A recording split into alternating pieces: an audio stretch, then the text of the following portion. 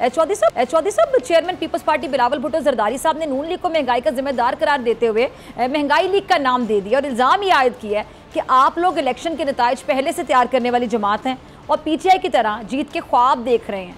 इस पर आपकी जमात का क्या मौकिफ है, क्या कहेंगे? का ताल्लुक है, जब हमने हुकूमत संभाली है, कोalition गवर्नमेंट की मैं बात कर रहा हूँ, और मीर मोहम्मद शहबाज शरीफ साहब कोalition गवर्नमेंट के प्राइम मिनिस्टर मुंतखब हुए, उस वक्त मुल्क में इमरान खान साहब की पिछली 4 साल एक नाकाम हुकूमत ने जो तहस नहस मचाई हुई थी वो किसी से भी ढकी छुपी नहीं है।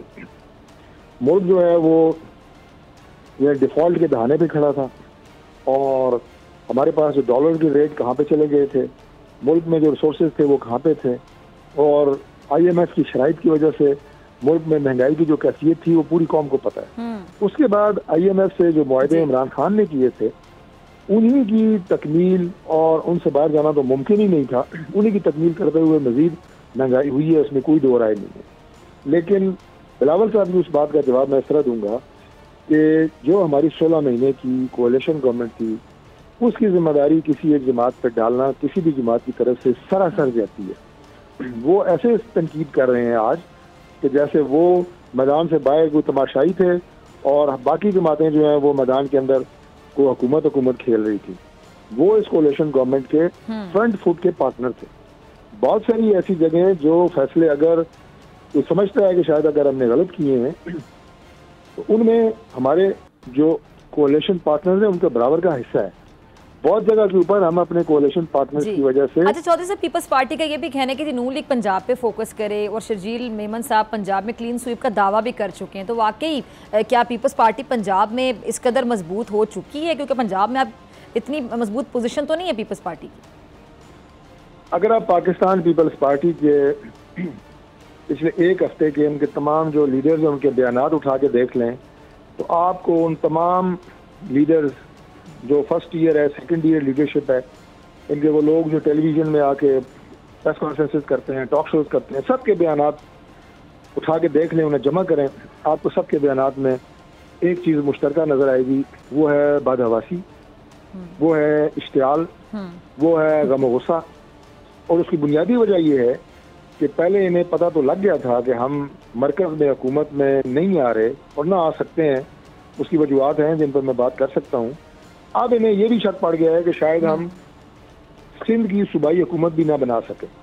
उस वजह से इनके बयानात में शिद्दत आ रही है, इनके बयानात में तुंदो तेजी आ रही है और बेसरोपा इल्जामात हैं पाकिस्तान मुस्लिम लीग नून पे, दीगर जमातों पे, इदारों पे, जिनमें कोई दूर दूर तक कोई हकीकत नहीं है। पंजाब से तो बिल्कुल फारिग जमात है। 1-2 सीटें ये अगर जनूबी पंजाब से ले लें, आज़ाद उम्मीदवार हैं वो जो पाकिस्तान पीपल्स पार्टी के टिकट में लड़ गए तो जीत गए, वरना तो इनकी एक सीट नहीं आनी। बलोचिस्तान में इनकी ख्वाहिश थी बाप और बाकी जमातों के साथ मिलकर इलेक्शन लड़ने की, वो पूरी नहीं हो सकी। उन्होंने मुस्लिम लीग नून के साथ शमूलियत का ऐलान कर दिया और इनकी पाकिस्तान पीपल्स पार्टी के गम गुस्से की एक वजह ये भी है। KP में कौन सा इन्होंने तीर मार लिया है इनके, आप KP के आप मुझे बता दें, KP के पीपल्स पार्टी के सदर का नाम आपको पता है? आपको भी नहीं पता। गैर मारूफ कोई लोग हैं ही नहीं इनके साथ, वहां से भी ये फारिग हैं। तो सिर्फ ये सिंध तक महदूद है।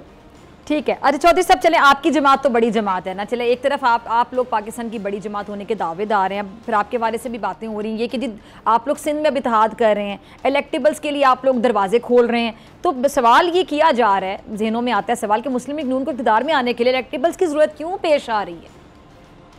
कोई इलेक्टेबल्स के दरवाजे नहीं खोले गए। कुछ लोग ऐसे थे जो हमसे रूठ के गए, नाराज होके गए किसी वजह की वजह से। अगर वो अपने घर वापस आना चाहते हैं, कुछ लोग आ रहे हैं, मानने वाली बात है। अच्छा, रूठे हुए खुद ही मान रहे हैं। इलेक्शन के वक्त हर जमात जो है वो पॉलिटिकल अलायंसेस बनाती है, सियासी इत्तेहाद होते हैं, सीट टू सीट किसी से एडजस्टमेंट हो सकती है। मुल्क की सबसे बड़ी बात यह है कि इस वक्त जिन मसाइल का मैं फिर कहूँगा शिकार है, जो सूरत हाल जिससे पाकिस्तान दो चार है, मियां नवाज शरीफ साहब का ख्याल यह है कि अकेली कोई भी जमात शायद मुल्क को उस बुहरान से नहीं निकाल सकती। वो एक स्टेट्समैन का किरदार अदा कर रहे हैं, लोगों को एक छतरी के नीचे इकट्ठा कर रहे हैं, पाकिस्तान की पॉलिटिकल लीडरशिप के अंदर एक हारमनी पैदा कर रहे हैं, यकसुई पैदा कर रहे हैं, एक मिलजुल के आगे बढ़ने का माहौल पैदा कर रहे हैं। जो इमरान खान ने सियासत में नफरत के बीज बोए, और आप ये कहें कि सियासी अदम बर्दाश्त का जो एक कल्चर इमरान खान ने पैदा किया, नफरत भरी नौजवानों के जहनों के अंदर एक सियासी बारूद भर दिया। अगर आपको ये वीडियो पसंद आई तो सब्सक्राइब करें और बेल आइकन पर क्लिक करें। सब्सक्राइब करें और बेल दबाएं ताकि कोई खबर रह न जाए।